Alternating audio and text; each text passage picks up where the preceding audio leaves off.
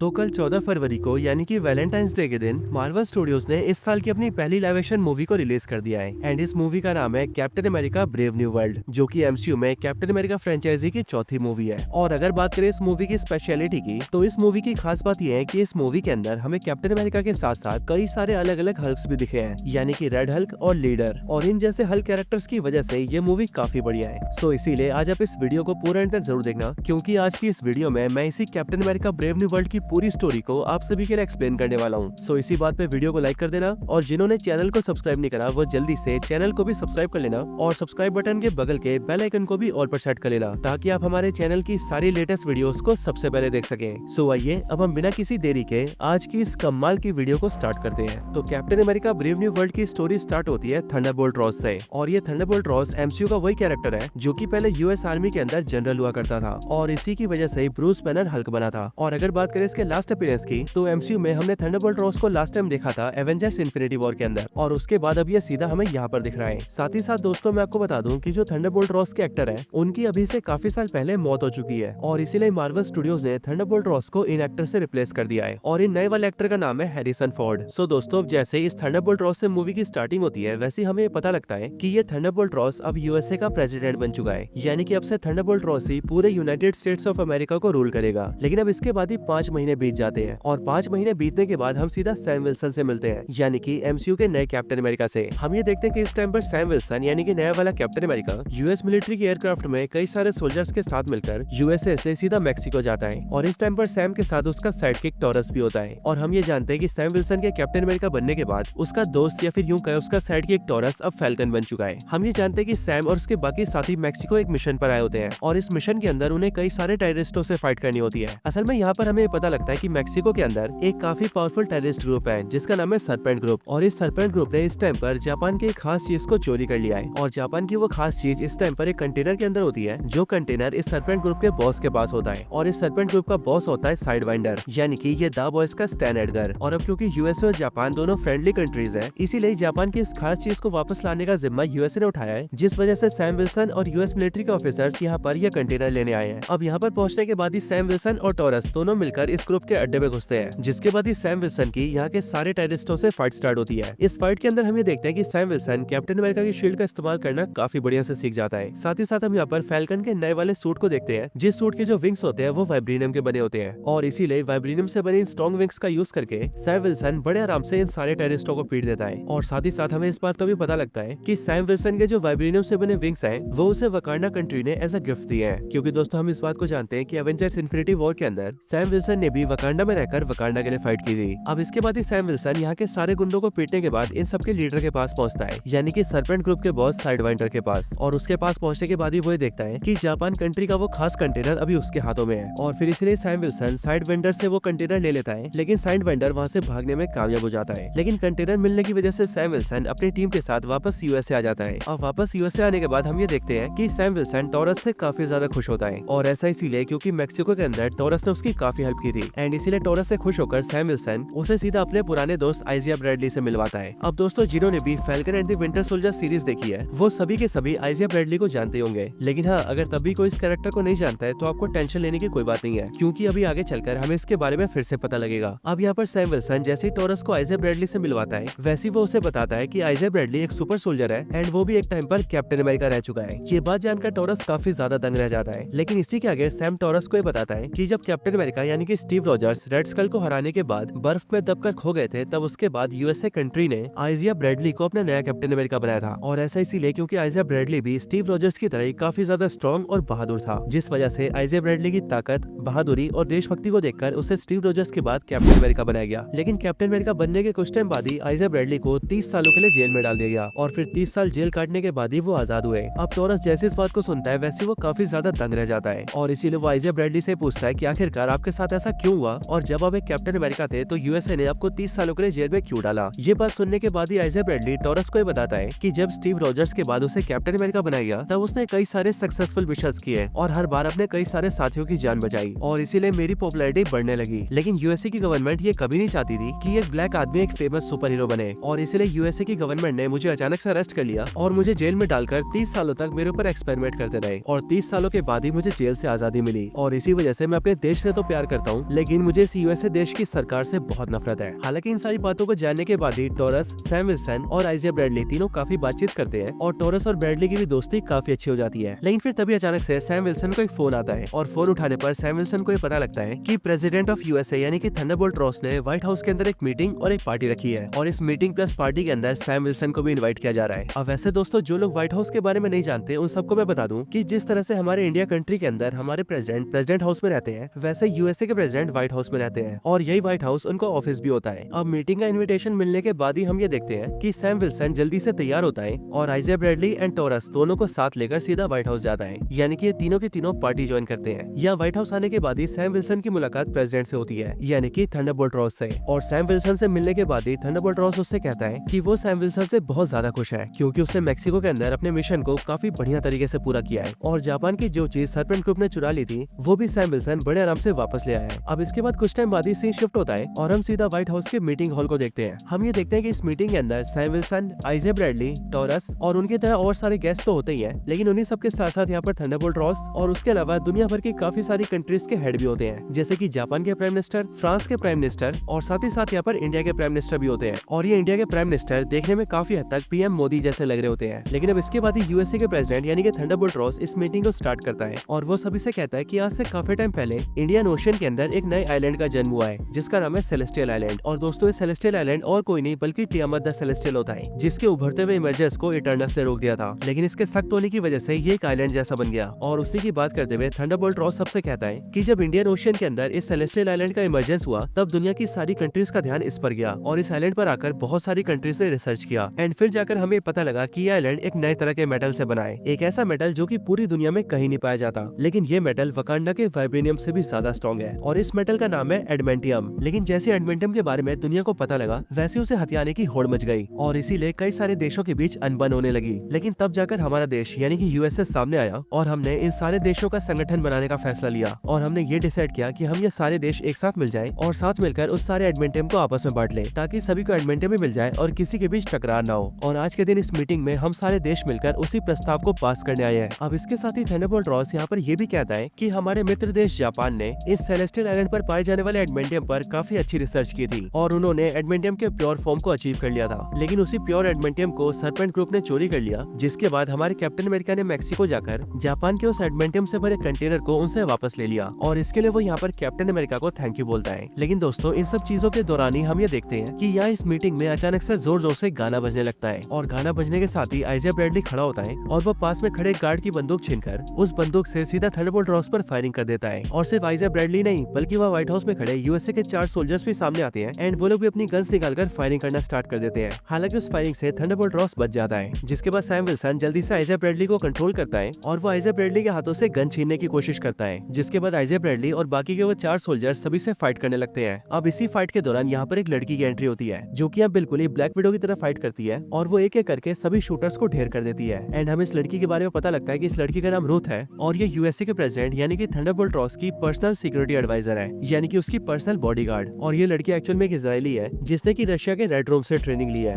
यानी कि दोस्तों ये सच की ब्लैक विडो है। अब इसके बाद हम ये देखते हैं कि ये रूथ, सैम विल्सन और बाकी सारे गार्ड्स मिलकर 5 शूटर्स को पकड़ लेते हैं और इन सब के पकड़े जाने के बाद ही सैम सीधा आइजिया ब्रैडली के पास आता है एंड वो उससे पूछता है कि आखिर यार उसने ऐसा क्यों किया और ऐसे क्या वजह थी जिस वजह से आइजिया ब्रैडली ने सीधा यूएसए के प्रेसिडेंट पर गोलियां चला दी। बट दोस्तों, सैम के ऐसा पूछने पर हम ये देखते हैं कि आइजिया ब्रैडली को इस बारे में कुछ भी याद नहीं होता है और इसीलिए वो सैम से कहता है कि मैंने कुछ भी नहीं किया है और तुम जो कह रहे हो वैसा मुझे कुछ भी याद नहीं है। और दोस्तों, जिस तरह से बकी बास विंटर सोल्जर बनकर जो भी कांड करता है वो उसे याद नहीं रहता है, बिल्कुल वैसा ही यहाँ पर आइजिया ब्रैडली को देखकर भी लगता है, क्योंकि यहाँ पर इसे भी थंडरबोल्ट रॉस के ऊपर की जाने वाली फायरिंग के बारे में कुछ भी याद नहीं होता है। लेकिन अब क्योंकि इसने काफी बड़ा जुर्म किया होता है इसलिए आइजिया ब्रैडली को अरेस्ट करके सीधा जेल में डाल दिया जाता है। बट उसके जेल में जाने के बाद ही सैम उससे मिलने आता है और वो आइजिया ब्रैडली से कहता है कि मैं जानता हूँ कि तुम ऐसे बिल्कुल भी नहीं हो और तुम यूएस के प्रेसिडेंट पर कभी भी गोली नहीं चलाओगे और इसीलिए मैं तुमसे वादा करता हूँ कि मैं इस बारे में जान करूंगा कि ये सब किसने करवाया है और फिर उसके बाद मैं बहुत ही जल्द तुम्हें जेल से बाहर निकाल लूंगा। अब सैम विल्सन को भी ये पता था कि आइजिया ब्रैडली निर्दोष है और हो ना हो प्रेसिडेंट पर होने वाले हमले के पीछे कोई और है और फिर इसलिए सैम विल्सन सीधा टॉरस से मिलता है एंड उसके साथ मिलकर उस मीटिंग की पूरी सीसीटीवी की फुटेज देखता है और इस फुटेज में उन दोनों को काफी सारी अजीब चीजें दिखती है। जैसे कि सबसे पहले वो लोग ये देखते हैं कि मीटिंग में जब आइजिया ब्रैडली अपना फोन यूज कर रहा था तब अचानक से उसका फोन व्हाइट कलर में ब्लिंक होने लगा था और ऐसी सेम चीज उन 4 सोल्जर्स के साथ भी हुई थी जिन्होंने की आइजिया ब्रैडली के साथ मिलकर फायरिंग की थी। साथ ही साथ वो लोग यहाँ पर ये भी नोटिस कर लेते हैं कि उन 5 ने मीटिंग में फायरिंग तभी स्टार्ट की थी जब वहाँ पर गाना चला था, और इसीलिए ये दोनों श्योर हो जाते हैं कि मीटिंग में इन पांचों ने जो भी किया वो इनसे किसी ने करवाया था। और इसीलिए यहाँ पर सैम टॉरस के साथ ये प्लान करता है कि वो उस बंदे को ढूंढ कर ही रहेगा जिसने ये सब किया है। लेकिन ये सब डिसाइड करने के बाद ही जैसे सैम विल्सन बाहर आता है और अपनी कार लेकर कुछ काम करने जाता है, वैसे ही रास्ते में उससे सरपेंट ग्रुप का लीडर साइडवाइंडर घेर लेता है एंड वो उसकी गाड़ी पर हमला कर देता है। लेकिन सैम विल्सन उससे फाइट करता है एंड वो उसे पीट कर कैप्चर कर लेता है। जिसके बाद ही सैम विल्सन को ये पता लगता है कि अब क्योंकि सैम विल्सन ने मैक्सिको में जाकर सरपेंट ग्रुप के कई सारे मेंबर्स को मार दिया था और साइडवाइंडर के हाथों से जापान का कंटेनर भी छीन लिया था, इसलिए साइडवाइंडर ने ये सब अपना बदला लेने के लिए किया है। लेकिन यहाँ पर सैम विल्सन जैसे साइडवाइंडर को हराकर उसे चित करता है, वैसे वहीं पर उसे एक फोन कॉल आता है और फोन कॉल उठाने के बाद ही सैम विल्सन को ये पता लगता है कि कोई शख्स सैम विल्सन पर नजर रख रहा है, क्योंकि वो आदमी सैम से फोन पर ये कहता है कि तुमने इसे तो यहाँ पर हरा दिया है, लेकिन अब आगे जो होने वाला है तुम उसमें से किसी भी चीज को रोक नहीं सकते हो। और फिर ये बोलकर वो आदमी फोन काट देता है। इस फोन के कटने के बाद सैम जल्दी से टॉरस के पास आता है और वो टॉरस से बोलकर इस फोन कॉल को ट्रैक करवाता है, जिसके बाद जाकर उन्हें पता लगता है कि ये कॉल उन्हें एक पुराने गवर्नमेंट फैसिलिटी से आई है, जो गवर्नमेंट फैसिलिटी एक दूर वीराने जंगल में है। लेकिन सैम और टॉरस बिल्कुल भी टाइम वेस्ट नहीं करते एंड वो जल्दी से जाकर सीधा उस गवर्नमेंट फैसिलिटी में जाते हैं। वहाँ पहुंचने के बाद उन दोनों को ये पता लगता है कि ये गवर्नमेंट फैसिलिटी सिर्फ एक दिखावे के लिए है, क्योंकि एक्चुअल में ये एक रिसर्च एरिया है जहाँ पर थंडरबोल्ट रॉस इलीगल एक्सपेरिमेंट्स करवाता है। और ये एक्सपेरिमेंट्स वो तब से करवाता आ रहा है जब वो आर्मी के अंदर जनरल था। लेकिन अब यहाँ पर सैम और टॉरस को जैसी सारी बातें पता लगती है, वैसे उन सबके सामने नए कैरेक्टर की एंट्री होती है और ये कैरेक्टर होता है सैमुअल स्टन्स, यानी कि द लीडर। अब द लीडर को देखकर सैम विल्सन और टॉरस दोनों काफी दंग रह जाते हैं, क्योंकि as of course the leader भी हल्क की तरह पूरा ग्रीन था और उसके सर का भेजा फ्राई हो चुका था। यहाँ पर लीडर को देखकर सैम उससे पूछता है कि आखिरकार तुम कौन हो और आखिरकार तुम ये सारी चीजें क्यों करवा रहे हो। और हाँ, मैं ये भी जानता हूँ कि हो ना हो प्रेसिडेंट पर होने वाले हमले में तुम्हारा हाथ जरूर है। अब सैम की सारी बातें सुनकर लीडर उससे कहता है कि एक्चुअल में मेरा नाम सैमुअल स्टन्स है और मैं एक साइंटिस्ट हुआ करता था, लेकिन जब एक बार ब्रूस बैनर ने मेरे पास आकर मदद मांगी, तब उसकी मदद करने के दौरान उसका गामा रेडिएशन वाला ब्लड मेरे सर पे गिर गया और वो मेरे सर के जख्म के जरिए सीधा मेरी बॉडी में आ गया,